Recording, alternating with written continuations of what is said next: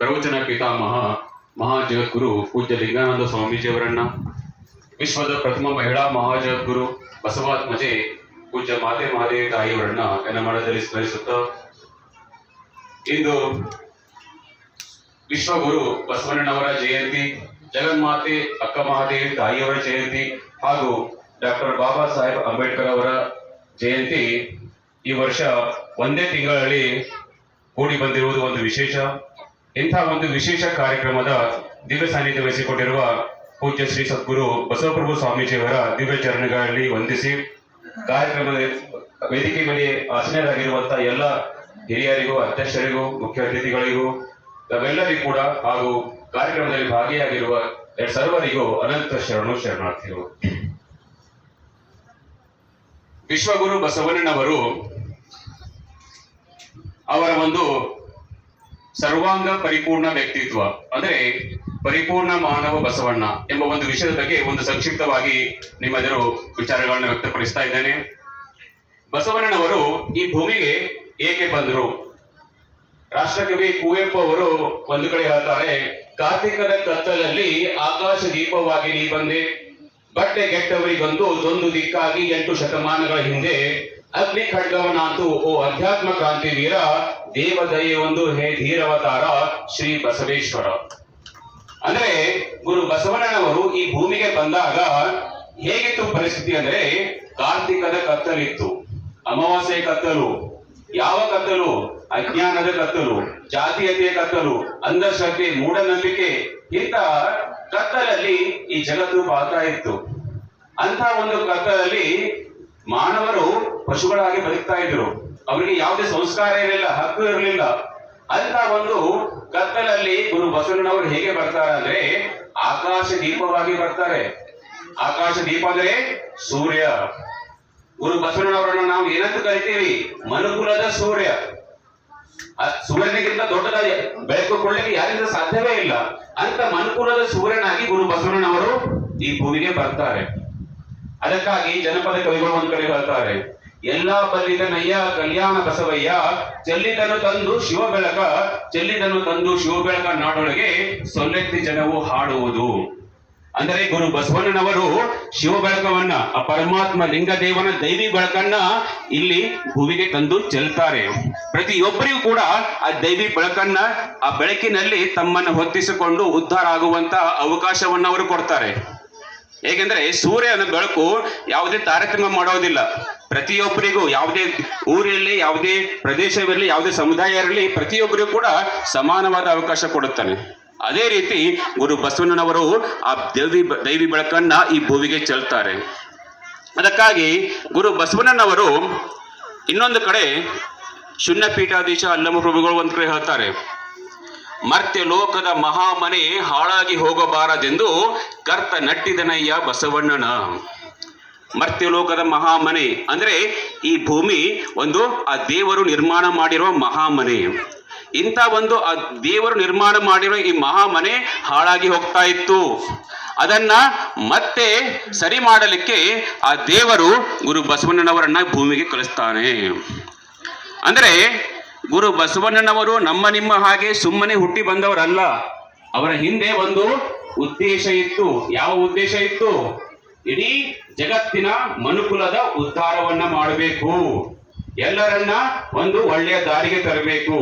ಇಂಥ ಒಂದು ಕಾರಣವನ್ನ ಇಟ್ಟುಕೊಂಡು ಹುಟ್ಟಿದಂತ ಗುರು ಬಸವಣ್ಣನವರಿಗೆ ನಾವು ಏನಂತ ಕರಿಬೇಕು ಅಂದ್ರೆ ಕಾರಣಿಕ ಪುರುಷರು. ಯಾಕಂದ್ರೆ ಉನ್ನತವಾದ ಒಂದು ದೊಡ್ಡದಾದ ಕಾರಣವನ್ನ ಇಟ್ಟುಕೊಂಡು ಗುರು ಬಸವಣ್ಣನವರು ಈ ಭೂಮಿಗೆ ಬರ್ತಾರೆ. ಅದಕ್ಕಾಗಿ ಅವರು ಕಾರಣಿಕ ಪುರುಷರು. ನಾವು ನೋಡ್ತಾ ಇದ್ದೇವೆ, ಗುರು ಬಸವಣ್ಣನವರ ವ್ಯಕ್ತಿತ್ವ ಬಹಳ ಬಹಳ ಗಾಢವಾದದ್ದು. ನಾವು ಇವಾಗ ಕರ್ನಾಟಕ ಅಲ್ಲ, ಭಾರತ ಅಲ್ಲ, ವಿಶ್ವ ತುಂಬಾ ಗುರು ಬಸವಣ್ಣನವರ ಹೆಸರು ಪ್ರಚಾರ ಆಗ್ತಾ ಇದೆ. ಆದರೆ ಅವರ ವ್ಯಕ್ತಿತ್ವ ಅರ್ಥ ಮಾಡ್ಕೊಳ್ಬೇಕಾದ್ರೆ ಬಹಳ ವರ್ಷಗಳು ಬೇಕಾಗ್ತದೆ. ಯಾಕಂದ್ರೆ ಒಂದು ಆನೆ ಇತ್ತಂತೆ, ಒಂದು ಕತೆ ಕೇಳಿರ್ಬೋದು. ಆನೆಯನ್ನ ನೋಡ್ಲಿಕ್ಕೆ 4-5 ಜನ ಕುರುಡರು ಹೋಗಿರ್ತಾರೆ, ಅವ್ರಿಗೆ ಕಣ್ಣು ಕಾಣಿಸೋದಿಲ್ಲ. ಅವಾಗ ಆನೆಯನ್ನ ನೋಡಿದ್ಮೇಲೆ ಅವರು ಊರಿಗೆ ಬಂದು ಹೇಳ್ತಾರೆ, ಒಬ್ಬ ಕುರುಡ ಹೇಳ್ತಾನೆ, ಆನೆ ಒಂದು ಕಂಬದ ತರ ಇತ್ತು, ಇನ್ನೊಬ್ಬ ಹೇಳ್ತಾನೆ ಆನೆ ಒಂದು ಬೆಟ್ಟದ ತರ ಇತ್ತು, ಇನ್ನೊಬ್ಬ ಹೇಳ್ತಾನೆ ಆನೆ ಒಂದು ಎಲೆ ತರ ಇತ್ತು. ಅಂದ್ರೆ ಒಬ್ಬೊಬ್ಬರು ಆನೆ ಒಂದೊಂದು ಭಾಗವನ್ನ ಮುಟ್ಟಿ ಆನೆ ಹೇಗಿತ್ತು ಅಂತ ಅವರು ಊಹಿಸ್ಕೊಳ್ತಾರೆ. ಆದರೆ ಆನೆ ಹೇಗಿತ್ತು ಎಂಬುದು ಕಣ್ಣಿದ್ದವನಿಗೆ ಮಾತ್ರ ಗೊತ್ತಾಗ್ತದೆ. ಹಾಗೆ ಗುರು ಬಸವಣ್ಣನವರ ಒಂದು ಕ್ಷೇತ್ರ ಅಲ್ಲ, ಪ್ರತಿಯೊಂದು ಕ್ಷೇತ್ರದಲ್ಲಿ ಪ್ರತಿಯೊಂದು ಭಿನ್ನ ಭಿನ್ನವಾದ ಪಾತ್ರಗಳನ್ನು ಅವರು ವಹಿಸ್ತಾರೆ. ಆದ್ದರಿಂದ ಗುರು ಬಸವಣ್ಣನವರು ಪ್ರತಿಯೊಬ್ಬರಿಗೂ ಬೇರೆ ಬೇರೆ ರೀತಿಯಾಗಿ ಕಾಡ್ತಾರೆ.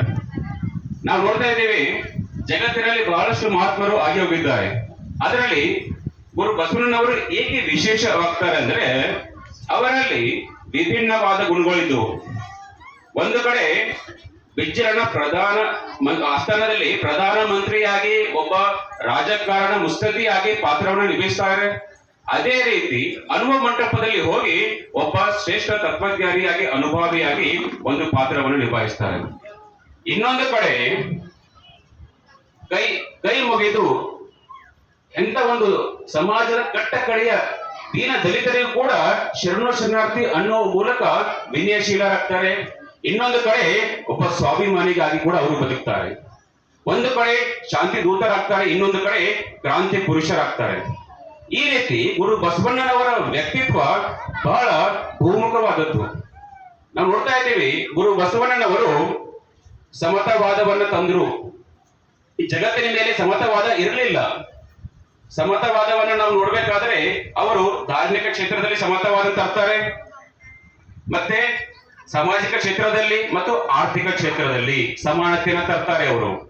ಯಾಕಂದ್ರೆ ಮೊದಲು ಯಾವ ರೀತಿ ಇರ್ತದೆ ಸಮಾಜ, ಜಾತೀಯತೆ ಇಷ್ಟು ಗಂಭೀರವಾಗಿತ್ತು. ನಾವು ನೋಡ್ತಾ ಇದ್ದೀವಿ ವರ್ಣಾಶ್ರಮ ವ್ಯವಸ್ಥೆ ಹೇಗಿತ್ತು.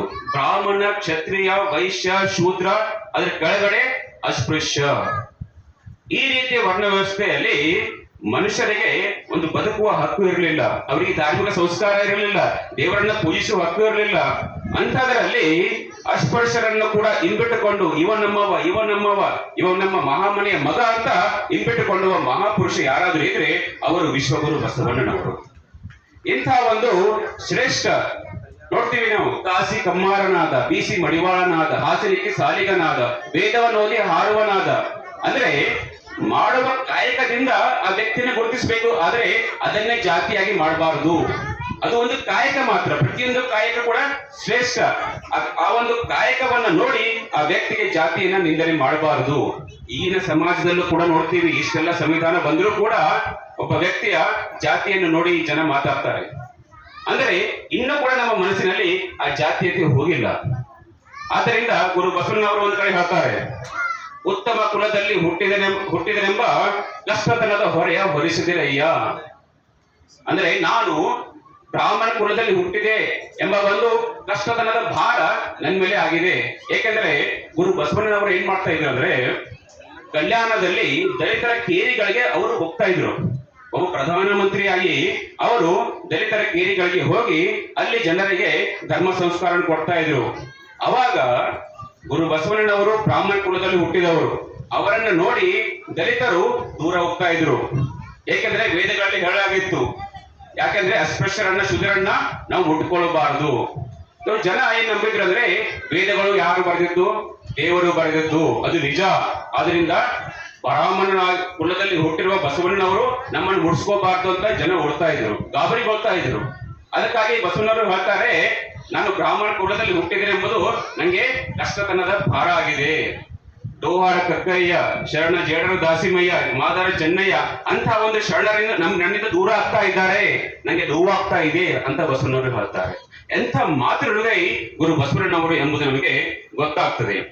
ಒಂದು ಕಡೆ ಶಿವಶರಣ ಹಳ್ಳಿಯನವರು ಶರಣು ಎಂದ್ರೆ ವಿಶ್ವಗುರು ಬಸವಣ್ಣನವರು ಏನಂತಾರೆ, ಶರಣು ಶರಣಾರ್ಥಿ ಅಂತ ಹೇಳ್ತಾರೆ.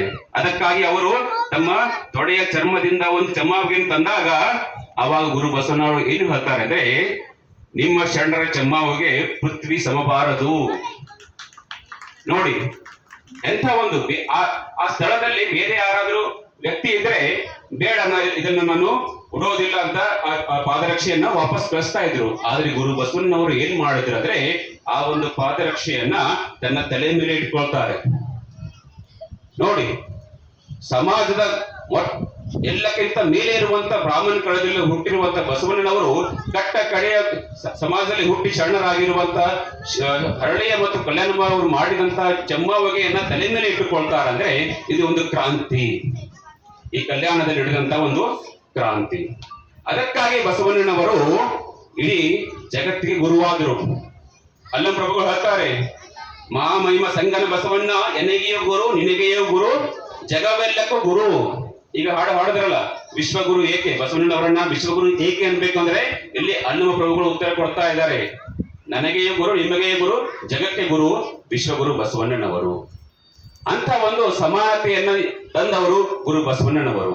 ಏಕೆಂದ್ರೆ ಸಮಾಜ ಸುಧಾರಕರನ್ನ ಬಹಳಷ್ಟು ನೋಡ್ತಾ ಇದ್ದೀವಿ ನಾವು, ಬಹಳಷ್ಟು ಸಮಾಜ ಸುಧಾರಕರು ಜಗತ್ತಿನಲ್ಲಿ ಆಗಿ ಹೋಗಿದ್ದಾರೆ. ಆದರೆ ಗುರು ಬಸವಣ್ಣನವರು ಸಮಾಜ ಸುಧಾರಕ ಅಷ್ಟೇ ಅಲ್ಲ, ಇವರು ಸಮಾಜ ನಿರ್ಮಾಪಕರು. ಯಾವ ಸಮಾಜ ನಿರ್ಮಾಪಕರು? ಜಾತಿ ರಹಿತವಾದ, ವರ್ಣ ರಹಿತವಾದ, ಧರ್ಮ ಸಹಿತವಾದ ಶರಣ ಸಮಾಜವನ್ನು ನಿರ್ಮಾಣ ಮಾಡಿದವರು ಗುರು ಬಸವಣ್ಣನವರು. ಎಲ್ಲಿ ನಿರ್ಮಾಣ ಮಾಡಿದ್ರು? ಈ ಕಲ್ಯಾಣ ನೆಲದಲ್ಲಿ, ಈ ಕಲ್ಯಾಣ ಕ್ರಾಂತಿಯಲ್ಲಿ, ಪವಿತ್ರ ಭೂಮಿಯಲ್ಲಿ ಅಂತ ಒಂದು ಶರಣ ಸಮಾಜವನ್ನ ನಿರ್ಮಾಣ ಮಾಡಿದ್ರು. ಅದಕ್ಕಾಗಿ ಗುರು ಬಸವಣ್ಣನವರನ್ನ ಏನಂತ ಕರಿಬೇಕು ನಾವು? ಕಲ್ಯಾಣ ರಾಜ್ಯ ನಿರ್ಮಾಪಕರು. ಕಲ್ಯಾಣ ರಾಜ್ಯ ನಿರ್ಮಾಣ ಮಾಡಿ ತೋರಿಸಿದ್ರು. ಬಹಳಷ್ಟು ತತ್ವಜ್ಞಾನಿಗಳು ವಿಚಾರಗಳನ್ನ ಕೊಟ್ಟು ಹೋಗ್ತಾರೆ, ಆದರೆ ಇವರು ಪ್ರಾಕ್ಟಿಕಲ್ ಆಗಿ ಒಂದು ಶರಣ ಸಮಾಜವನ್ನ, ಕಲ್ಯಾಣ ರಾಜ್ಯವನ್ನ ಈ ನೆಲದ ಮೇಲೆ ನಿರ್ಮಾಣ ಮಾಡಿ ತೋರಿಸಿದರು. ಆ ಒಂದು ಕ್ರಾಂತಿಯಿಂದಲೇ ಕಾಶ್ಮೀರದಿಂದ, ಅಫ್ಘಾನಿಸ್ತಾನದಿಂದ, ಒರಿಸ್ಸಾದಿಂದ, ಎಲ್ಲ ಬೇರೆ ಬೇರೆ ದೇಶಗಳಿಂದ ಶರಣರು 12ನೇ ಶತಮಾನದಲ್ಲಿ ಕಲ್ಯಾಣಕ್ಕೆ ಬಂದು ನಡೆಸಿದರು. ಇಲ್ಲಿ ಒಂದು ಕಾಯಕವನ್ನು ಮಾಡ್ತಾ ಜೀವನವನ್ನು ಸಾಗಿಸಿದರು. ಏಕೆ? ಗುರು ಬಸವಣ್ಣನವರು ಮಾಡಿದ ಕ್ರಾಂತಿಯಿಂದ. ಆದ್ದರಿಂದ ಇಂಥ ಒಂದು ಕ್ರಾಂತಿಯನ್ನ ಗುರು ಬಸವಣ್ಣನವರು ಮಾಡಿದ್ದಾರೆ. ಅದಕ್ಕಾಗಿ ಅವರ ವ್ಯಕ್ತಿತ್ವ ಹೇಗಿದೆ ಅಂದ್ರೆ ಬಹಳ ನಾವು ನೋಡ್ತಾ ಇದ್ದೀವಿ. ಪರುಷ ವ್ಯಕ್ತಿತ್ವ ಅವರದು. ಪರುಷ ಏನ್ ಮಾಡುತ್ತೆ? ಕಬ್ಬಿಣವನ್ನು ಕೂಡ ಬಂಗಾರ ಮಾಡುತ್ತೆ. ಅದಕ್ಕಾಗಿ ನಮ್ಮ ಮಡಿವಾಳ ಮಾಚಿದವರು ಹೇಳ್ತಾರೆ, ಬಸವಣ್ಣನ ನಡೆ ಪರುಷ, ನುಡಿ ಪರುಷ, ದೃಷ್ಟಿ ಪರುಷ, ಹಸ್ತ ಪರುಷ, ಮನ ಪರುಷ, ಭಾವ ಪರುಷ, ತನುಮನ ಧನವ ಗುರುಲಿಂಗ ಜಂಗಮಕ್ಕೆ ನಿವೇದಿಸುವಾತ ಬಸವಣ್ಣನು, ಬಸವಣ್ಣ ನೆನೆಯುವುದೇ ಲಿಂಗಾರ್ಚನೆಯನಿಗೆ. ನೋಡಿ, ಗುರು ಅವರನ್ನು ನೋಡಿದ್ರೆ ಸಾಕು ನಾವು ಕವಿ ಕೂಡ ಭಕ್ತನಾಗ್ತಾ ಇದ್ದ, ಶರಣನಾಗ್ತಾ ಇದ್ದ. ಅಂತ ಒಂದು ದೈವಿ ಚೈತನ್ಯ ಗುರು ಬಸವಣ್ಣನವರ ಹತ್ರ ಇತ್ತು. ಅಂತ ಅದಕ್ಕಾಗಿ ಗುರು ಬಸವಣ್ಣನವರು ಶರಣಾಗತ ರಕ್ಷಕ. ಯಾರು ಅವರಿಗೆ ಶರಣಾಗ್ತಾರೆ ಅವರನ್ನ ರಕ್ಷಿಸ್ತಾರೆ. ಅದಕ್ಕಾಗಿ ಇನ್ನು ನಾವು ಅರ್ಥಶಾಸ್ತ್ರಜ್ಞ ಹೇಗೆ ಹೇಳ್ರಿ? ಏಕೆಂದ್ರೆ ಅವರು ಒಂದು ಮುಖ್ಯವಾದ ತತ್ವಗಳನ್ನು ಕೊಟ್ಟರು. ಯಾವುದು? ಕಾಯಕ ಮತ್ತು ದಾಸೋಹ. ಒಂದು ಕೈಯಿಂದ ಕಾಯಕ ಮಾಡೋದು, ಇನ್ನೊಂದು ಕೈಯಿಂದ ದಾಸೋಹ ಮಾಡೋದು. ನಾವು ಪ್ರಾಮಾಣಿಕವಾಗಿ ಹೇಳಬೇಕು, ನಾವು ಬರೀ ಕಾಯಕ ಮಾಡ್ತಾ ಇದ್ದೀವ ಅಥವಾ ಎರಡು ಮಾಡ್ತಾ ಇದ್ದೀವ? ಸಮಾಜ ಏನಾಗಿದೆ? ಸ್ವಾರ್ಥಿ ಆಗಿದೆ. ಆದಷ್ಟು ಹಣವನ್ನು ಸಂಪಾದಿಸುವುದು, ತನ್ನ ಹೆಂಡತಿ ಮಕ್ಕಳಿಗಾಗಿ, ತನಗಾಗಿ ಬದುಕೋದು ಈ ರೀತಿ ಸಮಾಜ ಆಗಿಬಿಟ್ಟಿದೆ. ಅದಕ್ಕಾಗಿ ಇಲ್ಲಿ ಬಡತನ ಜಾಸ್ತಿ ಆಗಿದೆ. ನಾವು ಎಷ್ಟು ಗಳಿಸ್ತೀವಿ ಅದರಲ್ಲಿ ಒಂದು ಪಾಲನ್ನ ಶರಣ ಸಮಾಜಕ್ಕಾಗಿ ನಾವು ವಿನಿಯೋಗ ಮಾಡಬೇಕು. ಇದು ದೇವರು ಕೊಟ್ಟಿದ್ದನ್ನ ದೇವರಿಗೆ ಕೊಡಬೇಕು. ಅದೇ ದಾಸೋಹ. ನಾವು ಸ್ವಾರ್ಥಿ ಆಗಬಾರದು. ಈ ಕಾಯಕ ಮತ್ತು ದಾಸೋಹವನ್ನು ನಾವು ಈ ದೇಶದಲ್ಲಿ ತಂದ್ರೆ ಇಲ್ಲಿ ಯಾವುದೇ ಸಮಸ್ಯೆಗಳು ಇರುವುದಿಲ್ಲ ಅಂತ ಅದಕ್ಕಾಗಿ ಹೇಳ್ತಾರೆ, ಕಲ್ಯಾಣ ನಾಡಿನಲ್ಲಿ ನೀಡುವವರುಂಟು, ಬೇಡುವವರಿಲ್ಲ. ಎಂಥ ಒಂದು ಕಲ್ಯಾಣ ರಾಜ್ಯವನ್ನು ಕಟ್ಟಿದ್ರು ಅವರು. ಅದರ ಬೇಸ್ ಮೇಲೆ ಕಾಯಕ ಮತ್ತು ದಾಸೋಹದ ಮೇಲೆ ಇಂಥ ಒಂದು ಕಲ್ಯಾಣ ರಾಜ್ಯವನ್ನ ಒಂದಲ್ಲ ಎರಡಲ್ಲ ಪ್ರತಿಯೊಂದು ಕ್ಷೇತ್ರದಲ್ಲಿ ಅವರು ಸಾಧನೆಯನ್ನ ಮಾಡ್ತಾರೆ. ಇಂತಹ ಒಂದು ಸರ್ವಾಂಗ ಪರಿಪೂರ್ಣವಾದ ವ್ಯಕ್ತಿತ್ವ ಏನಂತೀವಿ ನಾವು? ಆಲ್ ರೌಂಡ್ ಪರ್ಫೆಕ್ಟ್ ಪರ್ಸನಾಲಿಟಿ ನಾವು ಅಂತೀವಿ. ಯಾರು ಕೂಡ ಪರ್ಫೆಕ್ಟ್ ಆಗ್ಲಿಕ್ಕೆ ಸಾಧ್ಯ ಇಲ್ಲ. ಪರ್ಫೆಕ್ಟ್ ಆಗಿದ್ರು ಯಾರು? ವಿಶ್ವಗುರು ಬಸವಣ್ಣನವರು. ಅವರು